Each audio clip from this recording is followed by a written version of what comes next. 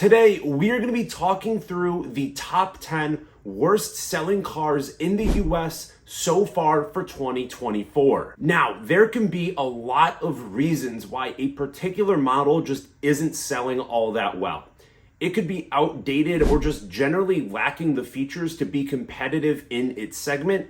It could be trying to compete in a segment that just really isn't all that popular, or it could be because of some kind of general dysfunction with the automaker more broadly. And before we start this list, just to lay out some general ground rules, these are going to be for mass market automakers with sales numbers through the first 3 quarters of 2024. Now, obviously, there can be some boutique manufacturers that might make a model that only sells a few dozen units, or there could be a limited edition model from a mass market manufacturer, but neither of those are really in the spirit of this video.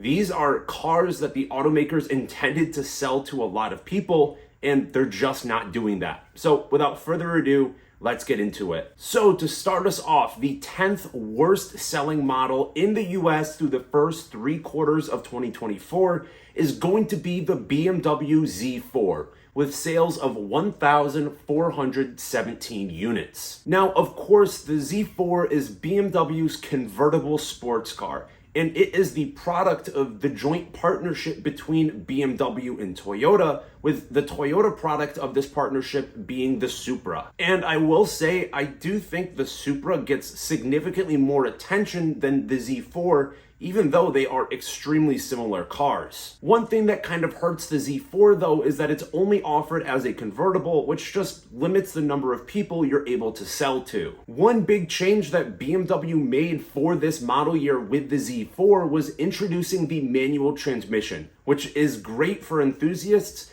but it just isn't going to really drive sales of this particular model. And lastly, I think the Z4 is often kind of overshadowed in the BMW lineup by performance versions of the 2 Series, the 3 Series, and the 4 Series, which just means it has a lot of internal competition. Now to pivot over to the 9th place car, it is going to be another BMW product, but this time in the form of the BMW XM, which had sales of 1,385 units. I have an entire video about the BMW XM and the reasons as to why it's kind of been a failure for BMW, but to kind of sum it all up, BMW wanted to build a new halo car, and the format that they chose was a big performance SUV, which makes sense because this is a super popular segment, but they just made a lot of poor decisions. Like, for example, it doesn't offer a big enough increase in performance compared to the other high performance SUVs that are already in BMW's lineup despite its hybrid powertrain, which is partially due to the fact that the BMW XM is extremely heavy. And another thing working against it is its styling, which I think is kind of universally agreed to be pretty ugly. And with a starting price of around $160,000, it is more expensive than other high performance versions of kind of more pedestrian SUVs like the Audi RSQ8 or the Porsche Cayenne Turbo, but it doesn't really break into the realm of the super SUVs with vehicles like the Aston Martin DBX or the Lamborghini Urus, which just kind of leaves the BMW XM in a kind of weird gray area. Next up, in 8th place, we are going to talk about the Lexus RC, which has sales of 1,370 so far this year. The RC is Lexus's kind of mid-size sporty coupe that is intended to compete with vehicles like the Audi A8 or the BMW 4 Series. The RC that is on sale today came out back in 2015, and over its lifespan, it has had some pretty good years in terms of sales. Like back in 2015 when it came out, it had annual sales of 16,000. 1 year later, in 2016, they moved around 11,000 cars. But since it's included on this list, you can infer that its sales have dropped off pretty rapidly. And I think the primary reason for this is that it's just plain old. Toyota is notorious for milking their cars for all that they are worth. And that is clearly the case with the RC, seeing as this generation of the car is nearly 10 years old. So with all of the vehicles that the RC competes with being significantly newer, I just don't think it compares all that favorably. And additionally, I would also say there's kind of been a decreased interest in this sporty luxury coupe segment. And it is a bit of the same story with our 8th place car, another Lexus product, the Lexus LC, with sales of 1,294. The LC was never intended to be a full-fledged sports car and is really more so kind of a sporty grand touring coupe. It does feature a 5-liter naturally aspirated V8, which is awesome and is kind of a rarity to see in non-American cars these days. And because of that, myself and many other enthusiasts are pretty big fans of this car.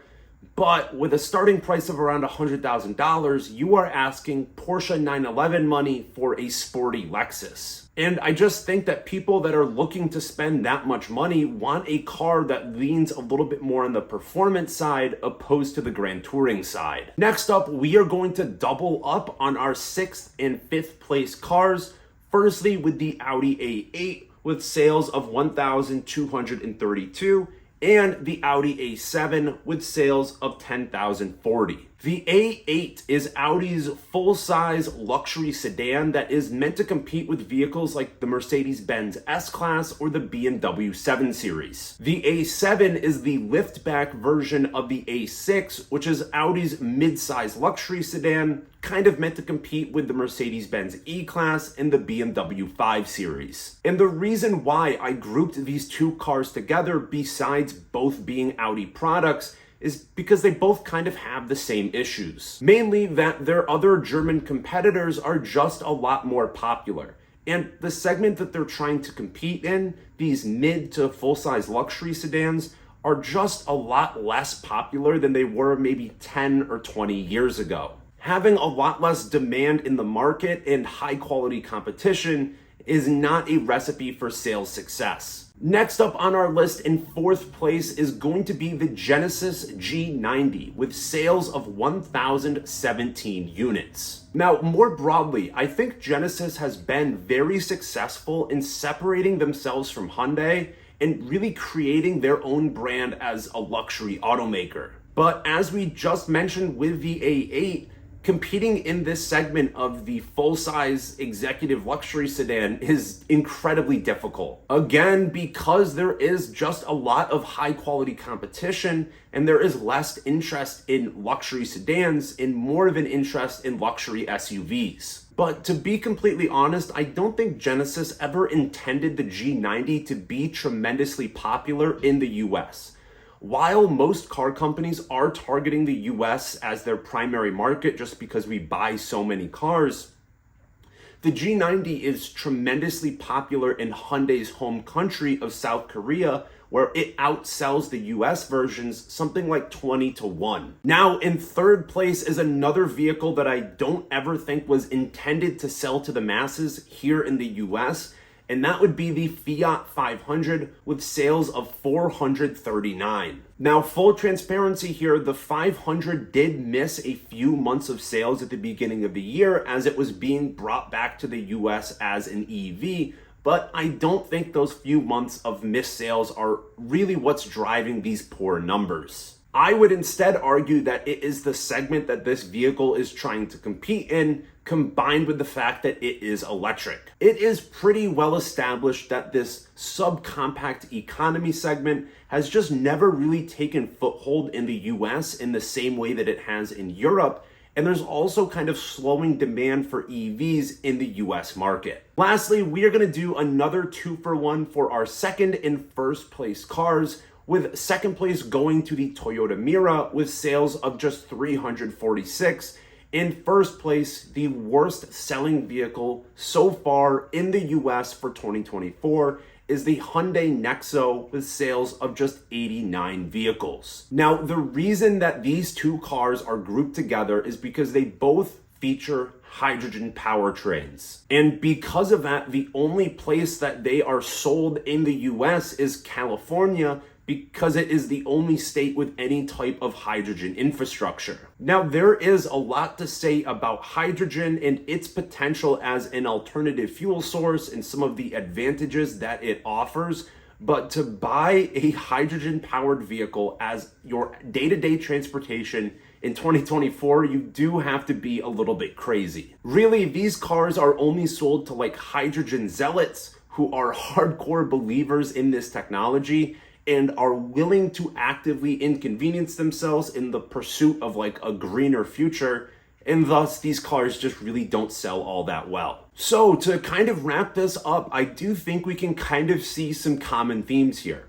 For one, it is really hard to sell a vehicle in a hyper-competitive segment that overall has declining interest. And specifically, mid-size or full-size luxury sedans or sporty Grand Touring coupes, these are tremendously difficult segments to sell cars in. So what does this actually mean for these specific car models themselves?